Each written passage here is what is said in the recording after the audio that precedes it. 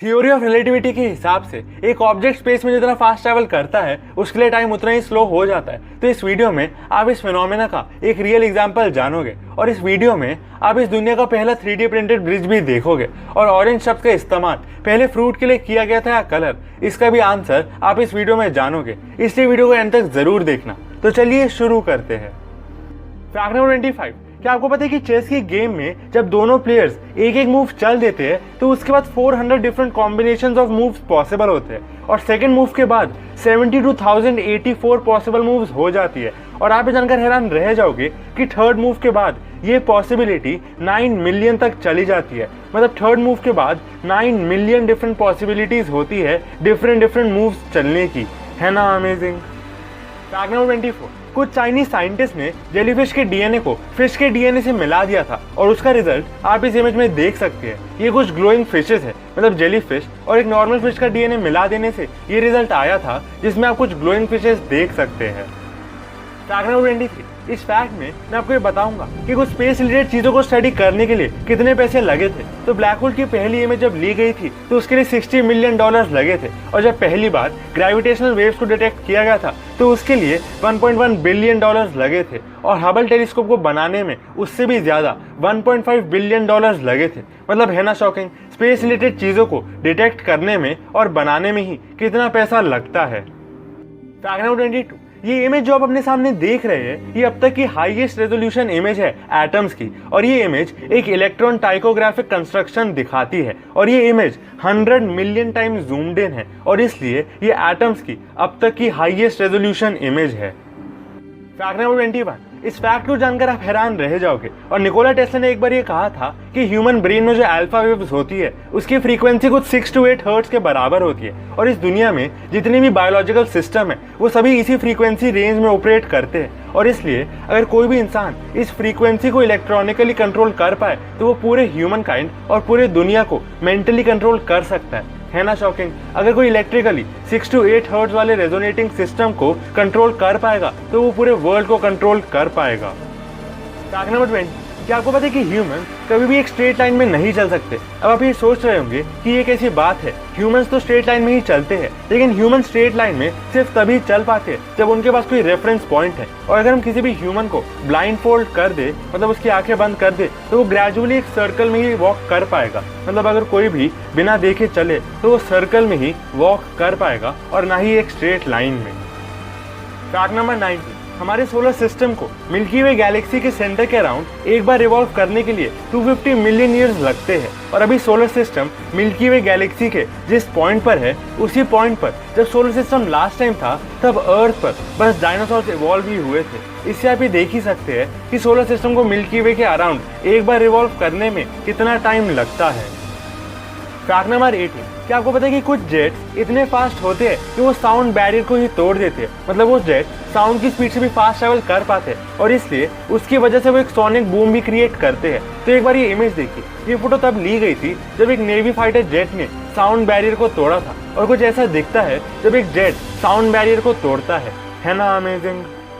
Fact number 17, Sweden में वहाँ के लोग कुछ बहुत ही यूनिक कर रहे हैं और वहाँ के लोग अपने हाथ के स्किन के अंदर एक माइक्रोचिप इंसर्ट करवा लेते हैं जो उनके क्रेडिट कार्ड, आईडीज और ट्रेन टिकट्स का काम करती है। मतलब वहाँ के लोग इस माइक्रोचिप को ही क्रेडिट कार्ड, आईडी और ट्रेन टिकट्स की तरह यूज कर पाते हैं।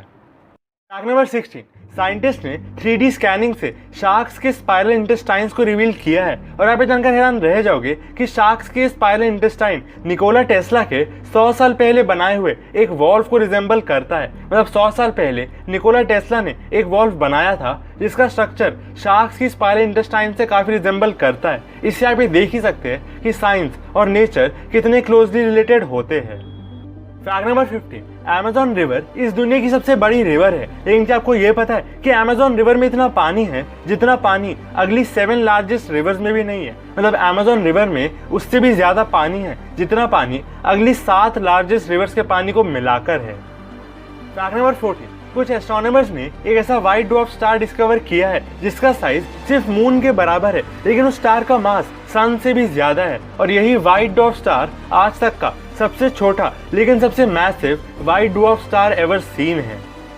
फैक्ट नंबर 30, टोक्यो में एक रेस्टोरेंट है जिसका नाम the restaurant of order mistakes है। और लास्ट समर इन्होंने क्या किया था कि इनके ऑर्डर में जो भी कस्टमर आएगा और उन्होंने जो भी मंगाया होगा उनको वो नहीं दिया जाएगा और कोई गलत ऑर्डर दे दिया जाएगा। और ये देखा गया था कि इस रेस्टोरेंट में कस्टमर ज़्यादा एंजॉय कर पा रहे थे क्योंकि कस्टमर्स के लिए ये एक सरप्राइज की तरह था कि उन्हें खाने के लिए क्या मिलने वाला है। तो आपको क्या लगता है ये आइडिया कैसा है और क्या आप ऐसे किसी रेस्टोरेंट में खाना खाना पसंद करोगे? फैक्ट नंबर 12, आपने थ्योरी ऑफ रिलेटिविटी के बारे में तो सुना ही होगा, जो ये सजेस्ट करती है कि एक ऑब्जेक्ट स्पेस में जितना फास्ट ट्रैवल करेगा उसके लिए टाइम उतना ही स्लो हो जाता है। तो इस फैक्ट में मैं आपको इसका एक रियल प्रूफ दूंगा। तो स्टार्टिंग में जब रिसर्चर्स और साइंटिस्ट ने सैटेलाइट्स अर्थ के अराउंड भेजी थी तब वो सैटेलाइट जो टाइम मेजरमेंट भेजती थी वो इनएक्यूरेट थी और कोई भी इसका रीजन नहीं समझ पाया था। लेकिन बाद में उनको ये पता चला कि वो सैटेलाइट्स इतने फास्ट ट्रैवल कर रहे थे कि उनके लिए टाइम स्लो हो गया था। और आज जो भी सैटेलाइट्स को बनाया जाता है उन सब में रिलेटिविटी को ध्यान में रखकर ही बनाया जाता है। फैक्ट नंबर 11, आपको 3D प्रिंटिंग के बारे में तो पता ही होगा। तो क्या आपने इस दुनिया का पहला 3D प्रिंटेड ब्रिज देखा है? तो ये फोटो देखिए। इस इमेज में आप इस दुनिया का पहला 3D प्रिंटेड स्टील ब्रिज देख सकते हैं जो एम्स्टरडैम में खुला है ना अमेजिंग। फ्यूचर में कोई भी एडवांस स्ट्रक्चर बनाना बहुत ईजी हो जाएगा इस 3D प्रिंटिंग की टेक्नोलॉजी से। फैक्ट नंबर 10, क्या आपको पता है कि कुछ ऐसे एनिमल्स जो साइज में छोटे होते हैं जैसे स्क्विरल, ऐसे जानवर स्लो मोशन में भी चीज़ों को देख पाते हैं। मतलब उनका ब्रेन चीज़ों को ज़्यादा जल्दी प्रोसेस करता है जिसकी वजह से असली में एक चीज़ जो जितनी जल्दी हो रही होती है उससे थोड़ा स्लो उनको होते हुए दिखती है। मतलब चीज़ें स्क्विरल को स्लो मोशन में दिखाई देती है रियल टाइम में, है ना amazing. Fact number 9, Ronald Mallett नाम के एक फिजिस्ट थे और जब इनके फादर को हार्ट अटैक आया था और वो मर गए थे तब उन्होंने ये कहा था कि वो टाइम ट्रैवल डिस्कवर करेंगे जिसकी वजह से वो अपने फादर को वापस देख पाएंगे। और अपने काम की वजह से उन्होंने फिजिक्स में एक PhD भी अर्न की और प्रोफेसर बन गए और आज तक वो अपने टाइम मशीन के आइडिया पर काम कर रहे हैं।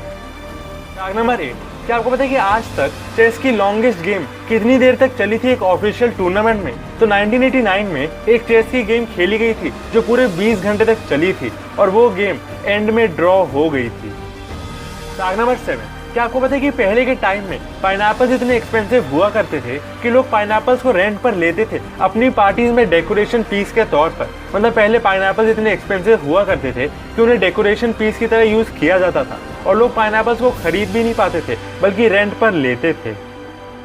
नंबर 5, एक डच आर्टिस्ट ने एक कमरे के अंदर टेम्परेचर, ह्यूमिडिटी और लाइट को इस तरह एडजस्ट कर दिया था कि वहां पर एक क्लाउड क्रिएट हो गया था जिसे आप यहाँ पर देख सकते हो, है ना अमेजिंग। उस आर्टिस्ट ने उस रूम के टेम्परेचर, ह्यूमिडिटी और लाइटिंग को इस तरह बैलेंस कर दिया था जिससे वहां पर एक क्लाउड क्रिएट हो सके। फैक्ट नंबर 4, इस यूनिवर्स में एक ऐसी बॉडी है जिसको यूनिवर्स का वाटर रिजर्वायर कहा जाता है क्योंकि उस बॉडी में अर्थ के कंपैरिजन से 140 ट्रिलियन टाइम ज्यादा पानी है।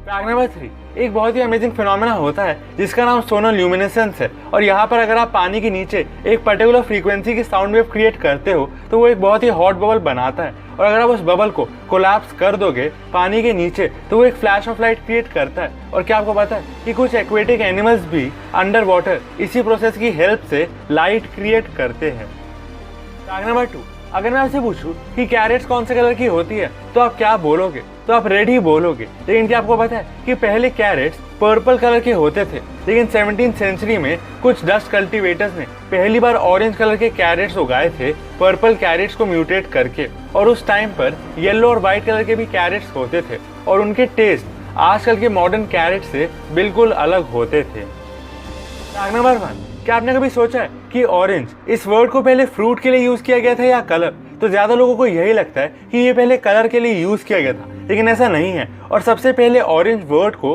फ्रूट के लिए यूज किया गया था और उसके बाद इसे कलर की तरह भी यूज करने लगे। तो गाइस यही थे आज के सारे इंटरेस्टिंग फैक्ट्स। ऐसी और भी इंटरेस्टिंग फैक्ट्स जानने के लिए आप इस प्लेलिस्ट को देखना मत भूलना। थैंक्स फॉर वॉचिंग, मिलते हैं नेक्स्ट इंटरेस्टिंग वीडियो में।